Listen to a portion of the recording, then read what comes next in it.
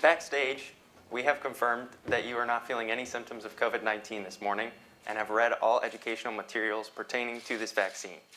Before, I have a couple questions for you. Have you ever had a serious reaction to any previous vaccines? And are you taking any blood thinners or have any blood disorders? No. Are you pregnant or breastfeeding? No. Are any of you immunocompromised or on immunosuppressants? No. All right. Good to go. Great.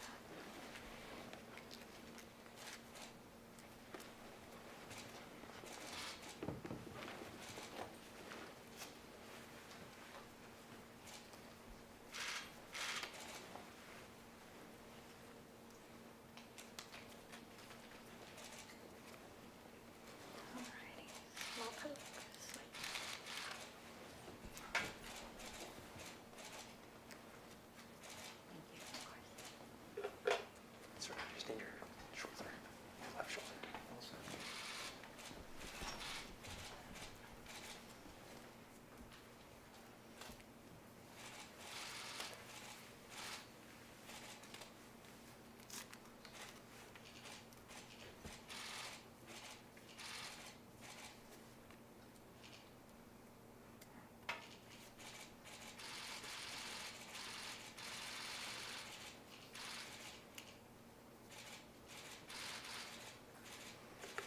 That's great.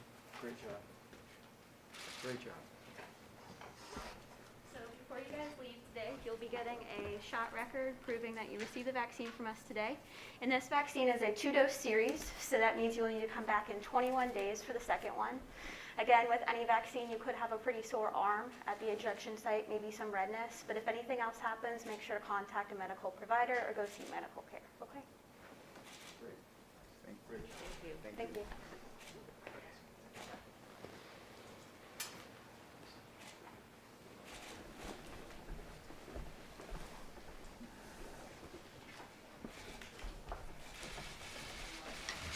Well, good morning, and thank you all for being here.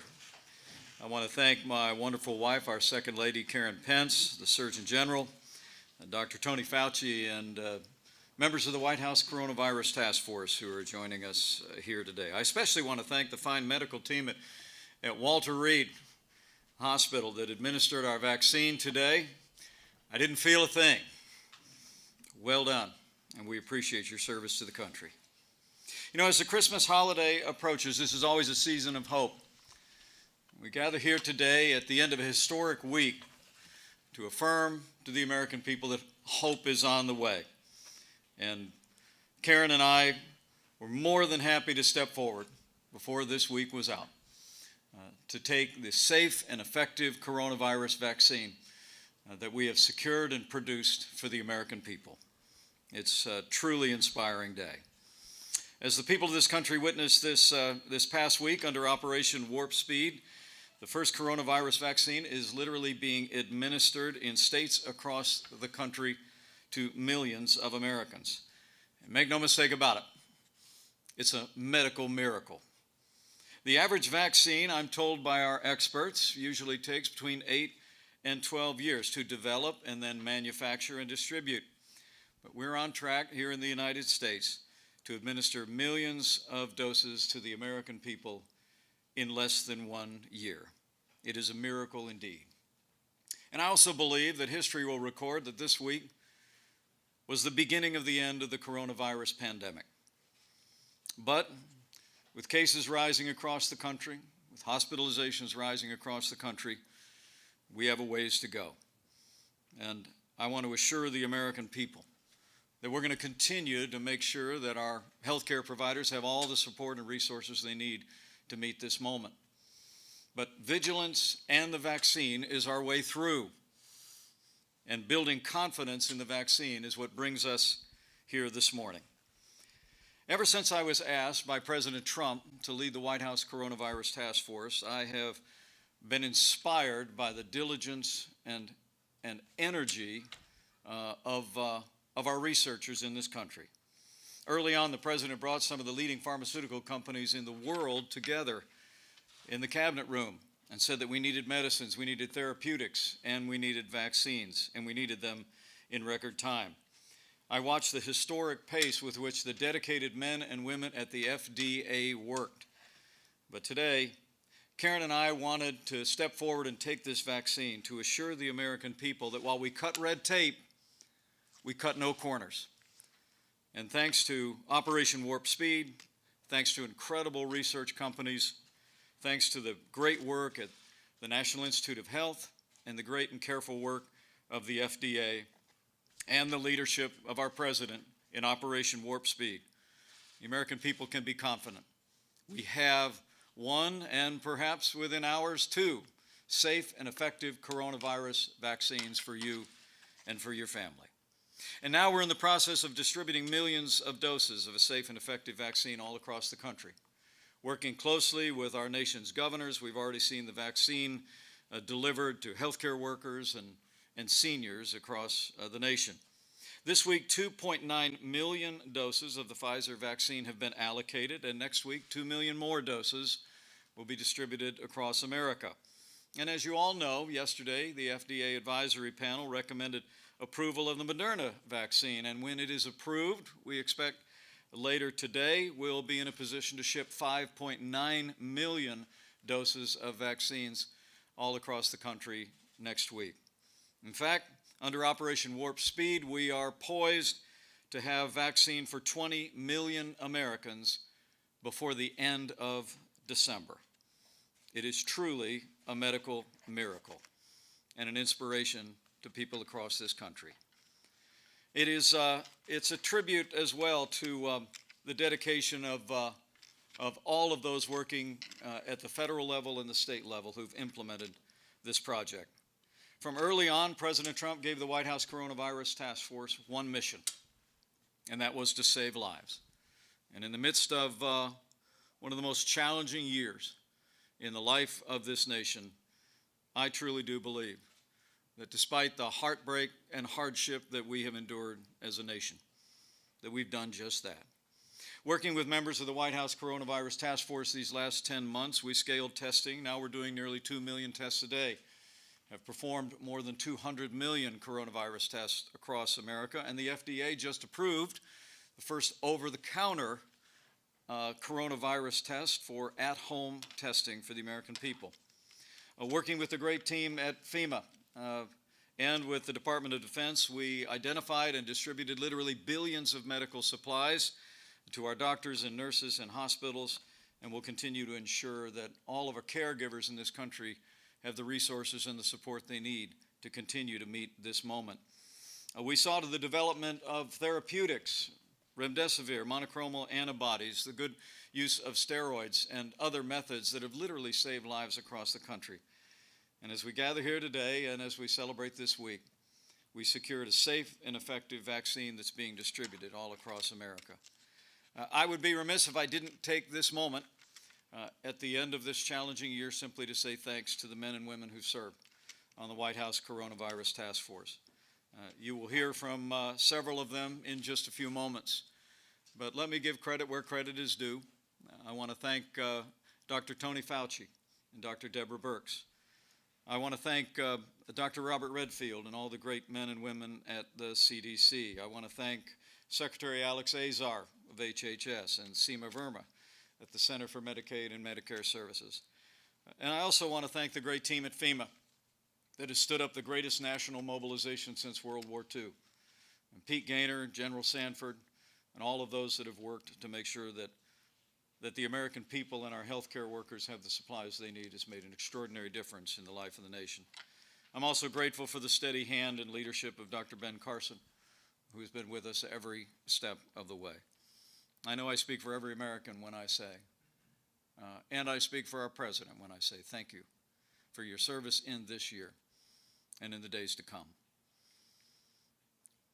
The truth is, the American people deserve to know that we've never been more prepared to combat the coronavirus than we are today. And even while we see cases rising and hospitalizations rising and heartbreaking losses, we'll continue to marshal the resources that we have secured as a nation, including a safe and effective vaccine, to meet this moment. But that being said, it's important that every American remember that all of us have a role to play. The way through this challenging time is vigilance and a vaccine. The day will come when we put the coronavirus in the past, but it will be a combination of all the efforts that I just described, a vaccine that is safe and effective for the American people, but also the ongoing vigilance of every American. So as we reach this extraordinary and historic moment in the life of our nation, let me urge every American to continue to do your part. Put the health of your family, your neighbors, and your community first. Practice good hygiene. Wash your hands. Practice social distancing or wear a mask whenever it's indicated or whenever you're unable to practice distance, and listen to your local authorities. As President Trump often says, we are rounding the corner. We can see the light at the end of the tunnel. It is the light of American innovation and creativity. It is the light of life-saving medicines and a safe and effective vaccine. After a year of heartbreak and hardship, the American people can be encouraged. And Karen and I hope this step today will be a source of confidence and of comfort to the American people. That thanks to all the men and women who've operated under Operation Warp Speed, that we have a safe and effective vaccine, and that these days of hardship and heartbreak will, in a day not too far in the distance, will be put in the past. So with gratitude for the American ingenuity of our research companies, with gratitude for the incredible healthcare workers who have met this moment and continue to meet this moment in the life of the nation, with gratitude for all the officials at the federal and state level, and gratitude to our president for his vision with Operation Warp Speed, I'm confident that we will get through this, together, and we will heal our land. So thank you all very much.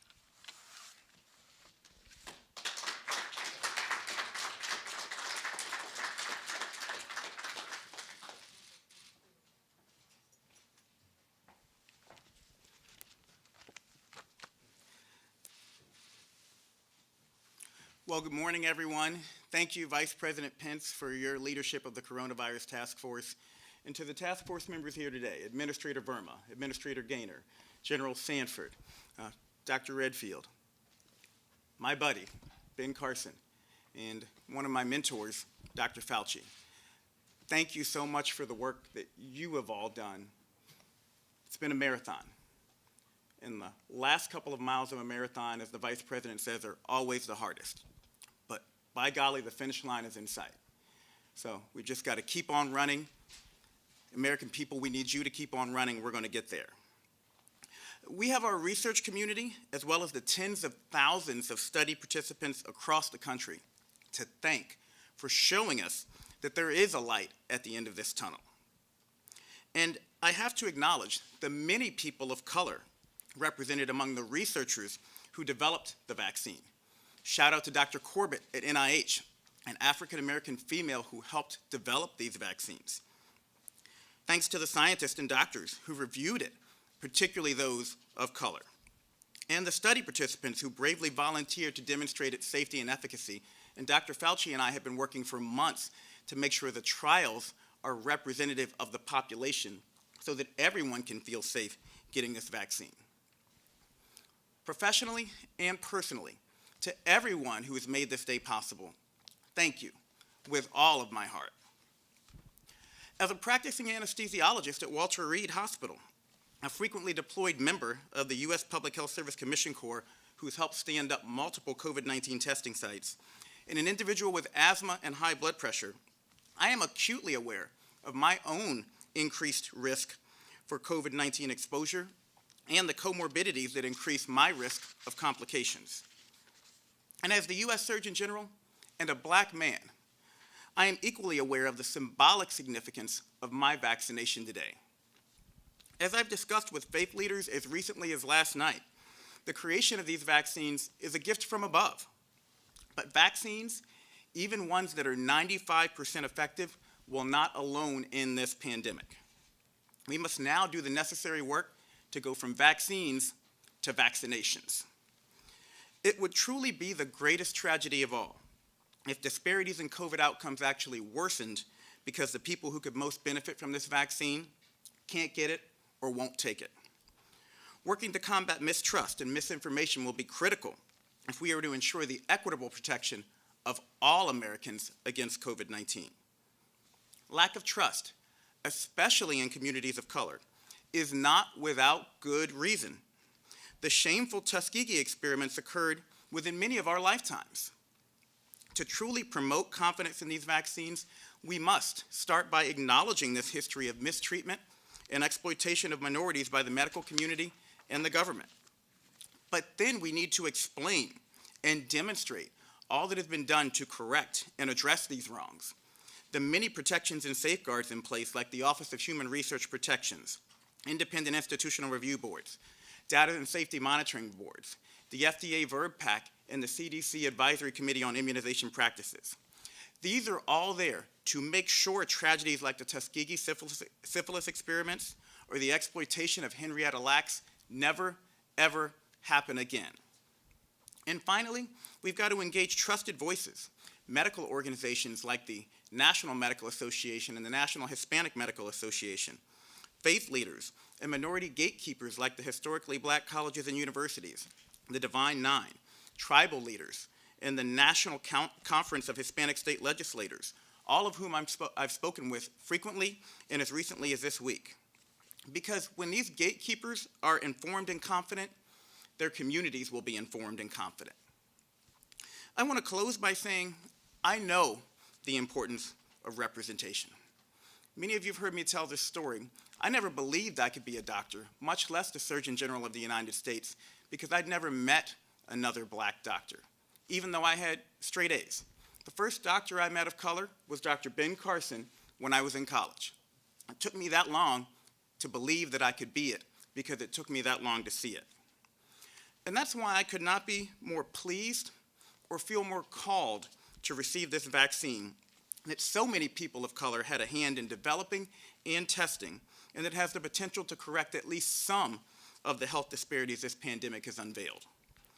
And finally, to all the people of this great nation, it is not only okay to have questions about a treatment that you're being offered, it's normal, and I want you to understand that. But what is not normal is to let misinformation or mistrust cause you to make a decision that is bad for your health. So I promise I will keep working. I'll keep working day and night to make sure you get your questions answered and to restore your trust. I got the facts, and I made a choice to protect my health. When it's your turn, I need you to be informed, and I need you to make a choice that's going to be appropriate for your health. Thank you so much, and I'll turn things over now to Dr. Fauci.